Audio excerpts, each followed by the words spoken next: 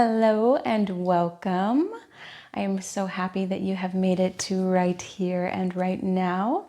My name is Angie, and in this video we'll be going over the basics of Sun Salutation or Surya Namaskara B. There are three different variations of Sun Salutations, A, B, C.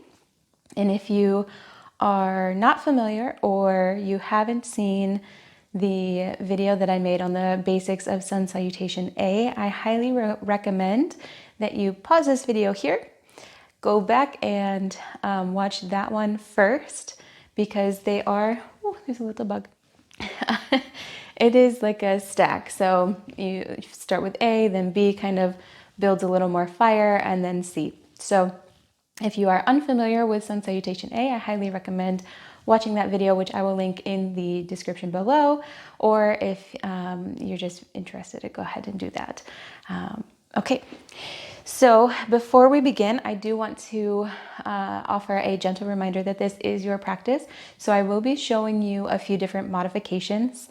If you're new to your practice, or you're kind of working up towards different asanas that are in this flow, then I will show you a few modifications that can help you build the foundation of what you need to actually get into the full expression of the asana. Okay, so as we begin, we are going to start at the top of our mat. And here, typically when I run through a vinyasa flow or a sun salutation, sometimes you'll hear them referred to as either one of those. I do like to stand in Tadasana with my feet hip width apart. However, for Sun Salutation B, I do find it's easier and better to have them, your feet together. So you're squeezing your feet together, your knees are squeezing together, your kneecaps are lifted as you engage your quads.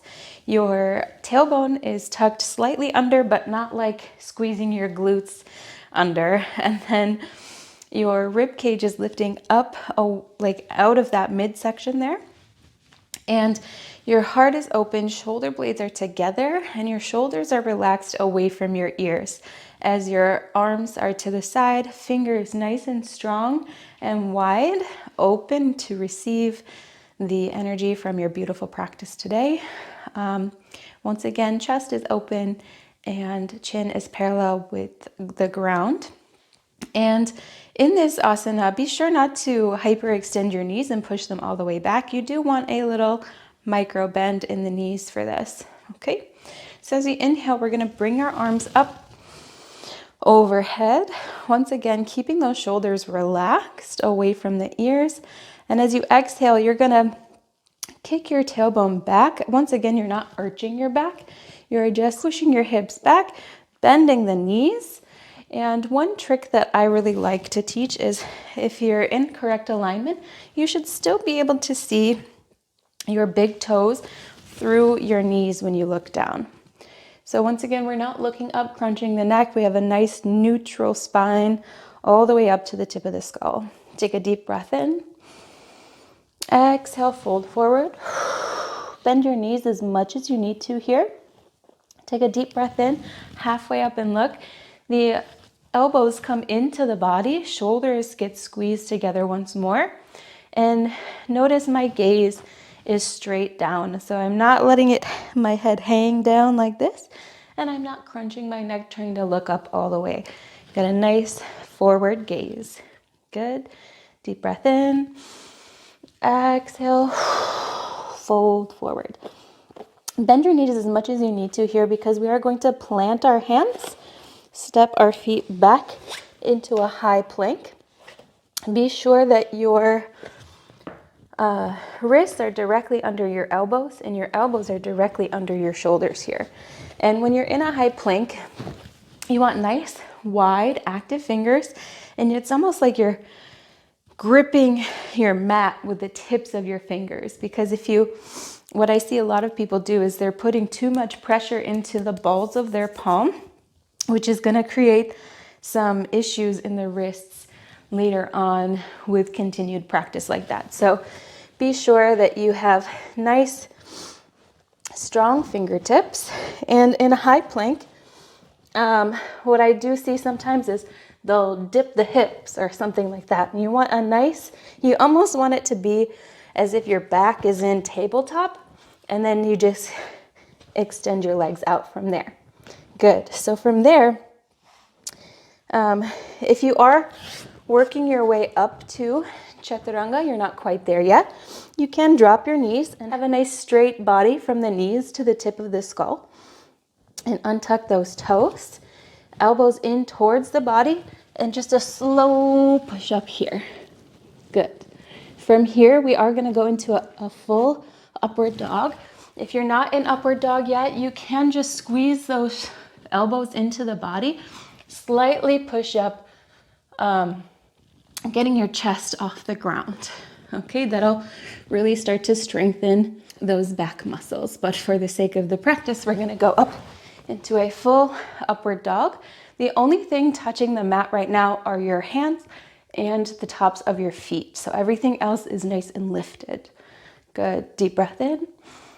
And exhale, curl the toes under and shoot those hips up towards the ceiling. Coming into a downward dog. In a downward dog, if your heels aren't touching the ground today, don't worry about it. Bend your knees as much as you need to here, okay?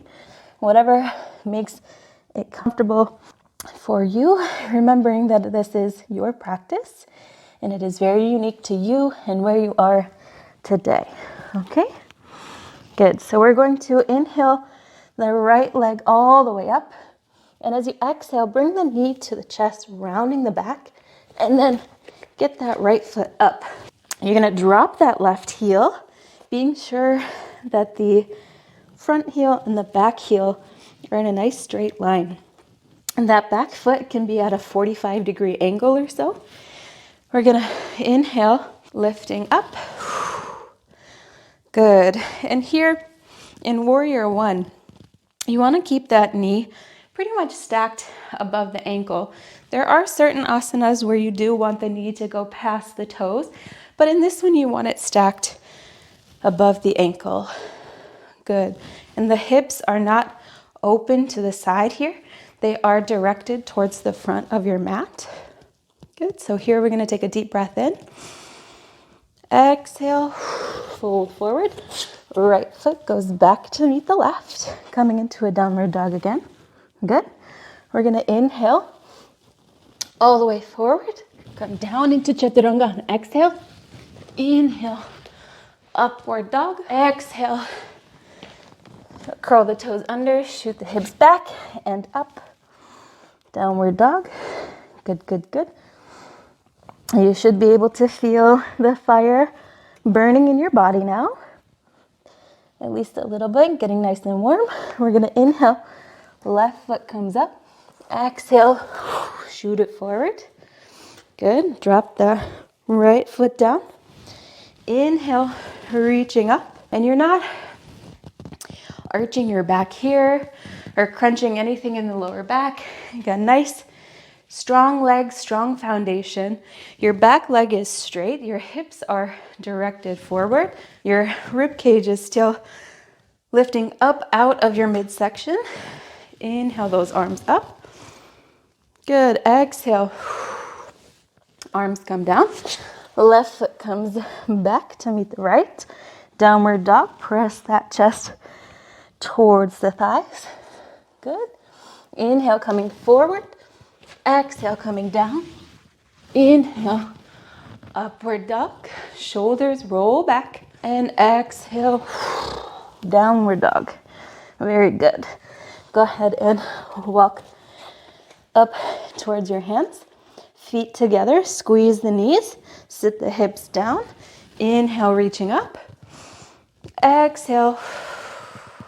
Arms come down, straighten the legs, Tadasana. Whew. So I feel the fire, that's for sure. We're going to stay here for just a moment. Breathe. Good.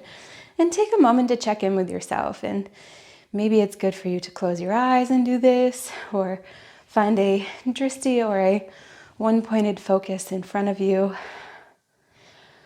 And just Ask yourself how you're feeling. What does your body feel like? What does your mind sound like right now? If you're just starting off this Sun Salutation flow can be quite a lot for the body and the mind, really, to work through. So be sure to be gentle with yourself and go back to Sun Salutation A if you need to for a while, just to build up that endurance and get your muscles and your mind used to going through a specific flow or sequence, and then work your way up when you feel ready. You know, when you want to start engaging new muscles and creating a new sense of balance and strength for yourself, okay? And it's okay to not be in the mood for Sun Salutation B one day, and then the next day you're all about it. So it's just your practice. It's perfectly normal if one day you can touch your toes and the next one you cannot. So don't let that hinder you and think that, oh, you can't do it because today is different than yesterday. It's okay. It's okay. So we are going to run through that flow one more time. This time slightly quicker. I'm going to run through the full expression of it so you can modify as you need to. Yeah. And if it gets to be too much, then just sit back in a nice child's pose. Wide knees, toes together, fold forward, head on the mat if you can. If you can't quite get your forehead to the mat, you can use a pillow, a block, a stack of books, whatever works for you, and whatever you have. And if you are just starting out in yoga and you do want to start using props and stuff, I highly recommend going and checking out some videos on Iyengar yoga. I currently don't have any of those right now, but I might later. But Iyengar has, he kind of made yoga accessible for everyone. Whereas before, in the beginning of yoga, it was just meant for the royals and people, higher up in the status and whatnot. And not everybody can touch their toes. And so he uses a lot of assistance and props, and he shows you different ways to get into different asanas if you're not quite there and you can't reach that full expression quite yet. So Iyengar is a great way to start, or yin yoga, where you hold the asanas way longer than a normal vinyasa flow or ashtanga flow sequence. And you really, if your body is really, really tight, maybe you're a bodybuilder or you have just got some really tight muscles, then I highly recommend yin yoga, because you're not going to have too many postures in your like you say, an hour-long practice can have 5 or even less postures where you just lay in that position and really release those tiny little ligaments and get the body loosened up. Okay, so anyways, side note over, back to the flow. Here we are, top of the mat, feet together, hands go up, inhale, exhale as we sit the hips down, deep breath in, exhale, fold forward, straightening the legs or keeping them bent, whatever feels good to you. Inhale, halfway up and look, shoulders together, elbows in towards the side body. Exhale, fold deeper in. Good. Plant the hands, coming into high plank. Deep breath in. Exhale, chaturanga. Inhale, upward dog. Exhale, downward dog. Good. Inhale, right foot comes up. Exhale, swing through. Inhale, warrior one. Exhale, hands to the floor. Right foot goes back. Good. Inhale, plank. Exhale, down. Inhale, up. Exhale, back. Inhale, left foot goes up. Exhale, just bring it through. Right heel goes down. Inhale, warrior one. Exhale, hands come down. Left foot goes back. Inhale, forward. Exhale, down. Inhale up. Exhale back. Walk the feet up towards the hands. Feet together. Deep breath in. Halfway up and look. Exhale. Forward fold. Good. Deep breath in. Exhale. Sit the hips down. Inhale, reaching up. Exhale, standing all the way up. Good. Hands to the heart center or to the side for Tadasana. Deep breath in. Deep breath out. Deep breath in. Deep breath out. One more.